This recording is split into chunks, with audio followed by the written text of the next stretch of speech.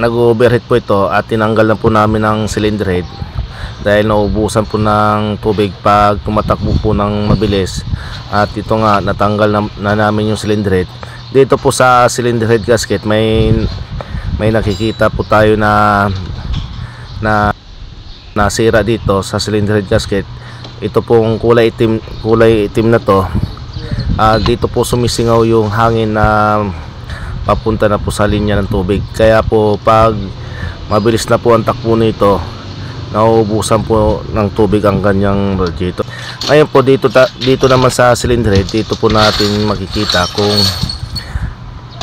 kung may singaw nga po yung tubig niya. Ito pong kulay brown, ito na po yung tubig na pumapasok na po sa piston. Ito po sa may engine valve, kalawang po ito ng tubig. Ibig sabihin yung tubig po nakakapasok na po sa may piston, kaya ito po may kalawang siya.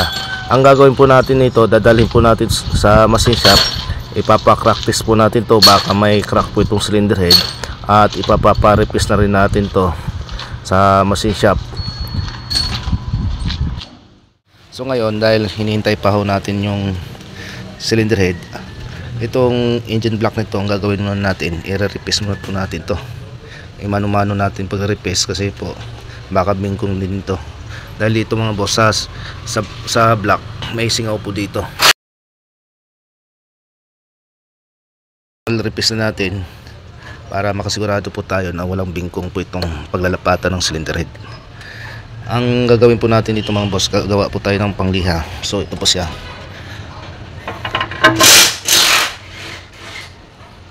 Ito po ang gagawin nating pang-replace.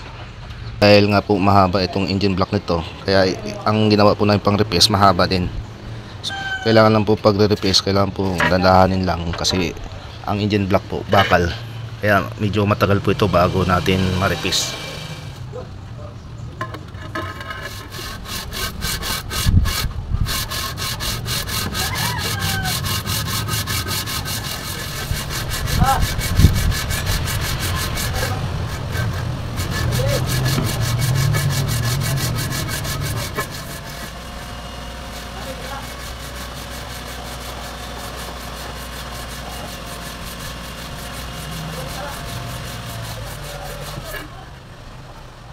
Ang naging tama po ng liha natin sa gitna.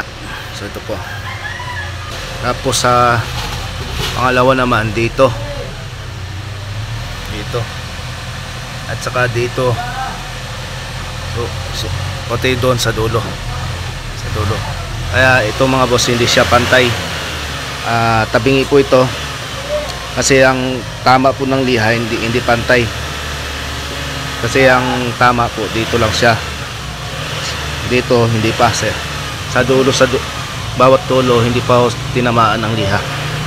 Bali nasa gitna po ang tama ng liha natin.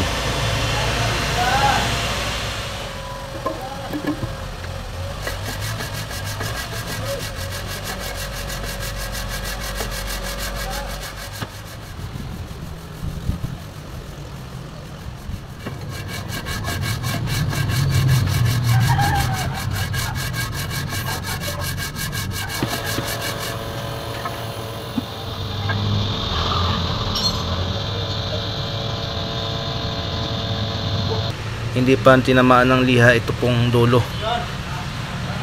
So ito po siya, hindi pa tinamaan ng liha, pero dito sa kabilang side tinamaan na. Pati din dito sa kabila, dito po hindi pa halos tinatamaan ng liha. Kaya ang bawat dulo po nito medyo mababa. Tapos ito sa gitna nakataas, kaya kailangan po natin pantayin yan.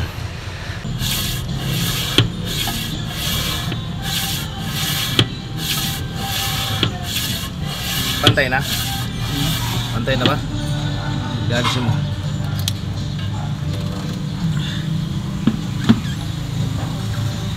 Kunti na lang. Titingnan ko nga. Parang dyan.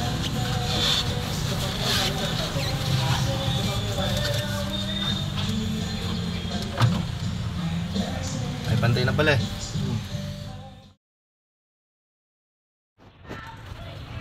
Ayun mga boss, natapos na natin ang pagre-replace at napantay naman po natin itong lapat ng engine block. Kaya ito okay na po. At ikakabit na po natin ang cylinder head dito. Pina-replace po natin to. Ito nga boss, sabi ng machine shop, malaking bingkong po itong cylinder head. Kaya siguro sumingaw yung gasket nito. Ito po yung cylinder head gasket niya na ikakabit po natin. Original po ito. So ito settings ko na itong clearance dito sa camshaft at dito sa valve tappet nya. Bago na po yung valve seal nito. So ngayon mga boss, ikakabit na po natin to.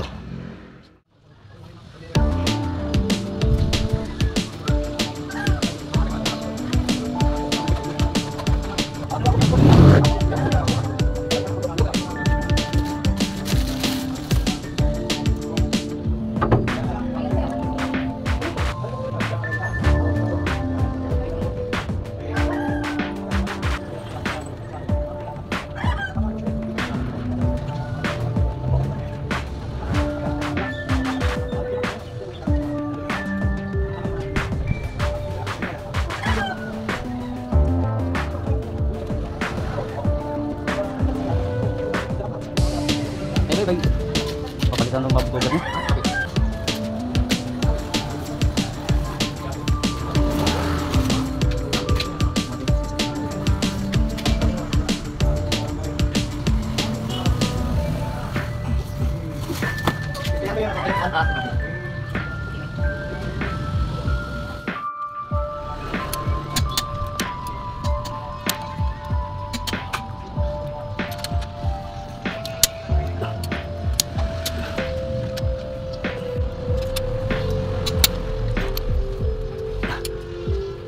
So ito na nga mga boss, ikakabit na po natin ang camshaft dahil natapos na po natin ikabit yung cylinder head at naikabit na po natin yung intake manifold, saka dito sa side na to mga injector na ikabit na po natin dito sa exhaust. Ngayon mga boss, ikakabit na po natin tong camshaft. Ang gagawin po natin ngayon, sisiguraduhin po natin to ikabit yung camshaft na nasa tamang timing po ang gagawin natin sa makina bago po natin ikakabit ito. Dito po sa crankshaft pulley, mayroon po ditong, so ito po yung timing mark niya sa crankshaft pulley. Tapat na po ito, nakatapat na po. So ito pong guhit na yan, nakatapat na po rito. Ibig sabihin po, pag nakatapat po to rito, ang piston number 1, at saka number 6, yun po nakataas na siya. Pantay po siya sa engine block ang piston niya, 6 saka number 1. So nakataas po siya. Ngayon ang gagawin po natin dito, kasi dito po sa may injection pump, naka-tap din po itong injection pump dito. So ito po siya, may guhit po rito.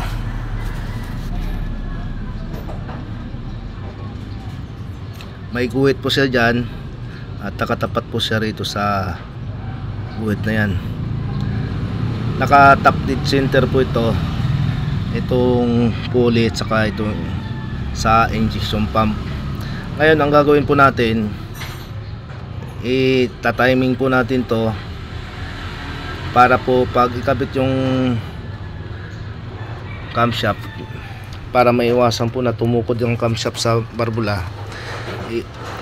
iikutin po natin itong pulley na to, ikutin natin, itatapat itong guhit po dito sa injection pump, itatapat po natin dito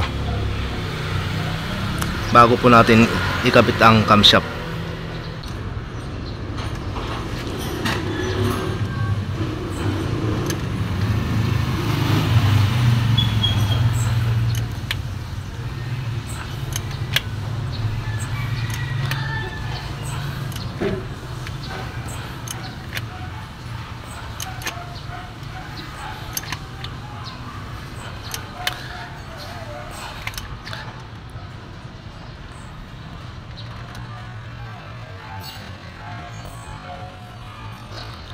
So ito na po yung timing mark sa injection pump, nakatutok po dito sa mark po sa itaas yan. Diyan po natin itatak. Tapos dito sa crankshaft pulley, sa crankshaft nawala po yung timing nya. So ito po nawala po ang timing nya rito. Ngayon dito po sa camshaft, ito po yung nandito po nakalagay yung pinaka timing. Yan. So ganyan po siya. Ang gagawin po natin dito sa gear. Ito po yung gear dito sa camshaft. Gaganon po itong mark po nito. Ito po timing mark. Dito po natin itatapat. Kasi pag dito po, kasi dalawang timing nito. Ito yung pag nasa top dead center yung piston, dito po siya nakalagay. So ito po siya. Ngayon ang gagawin po natin pagta-timing dito po. At saka dito sa injection pump yan.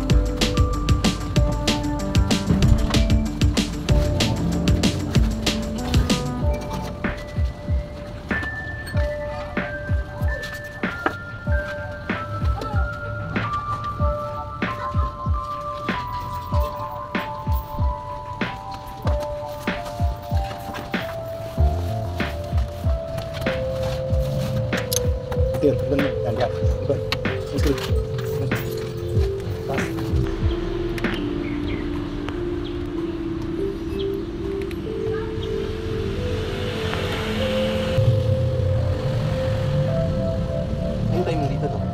Walang timing dito.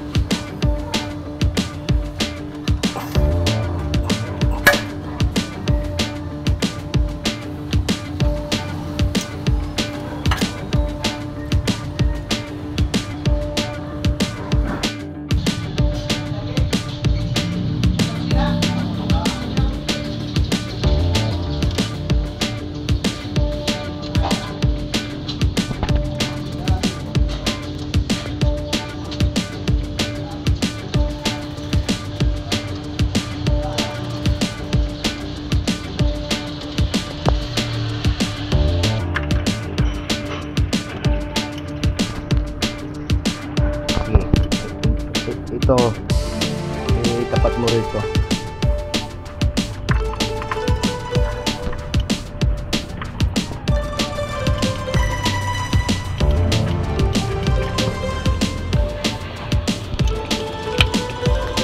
Dahan lang ha. Okay.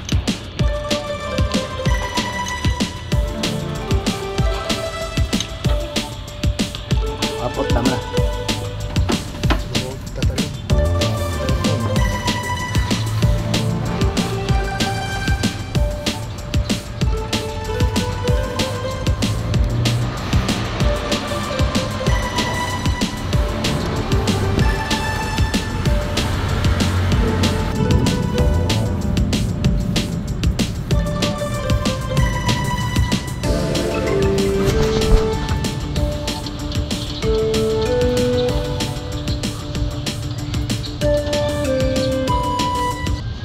ang radiator po nito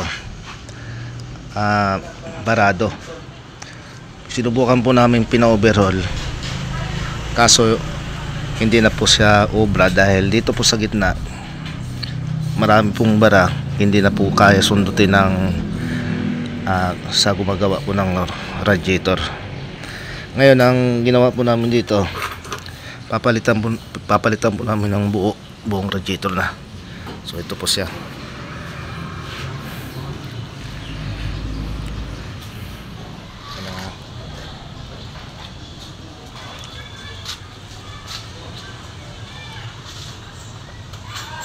Sige, start.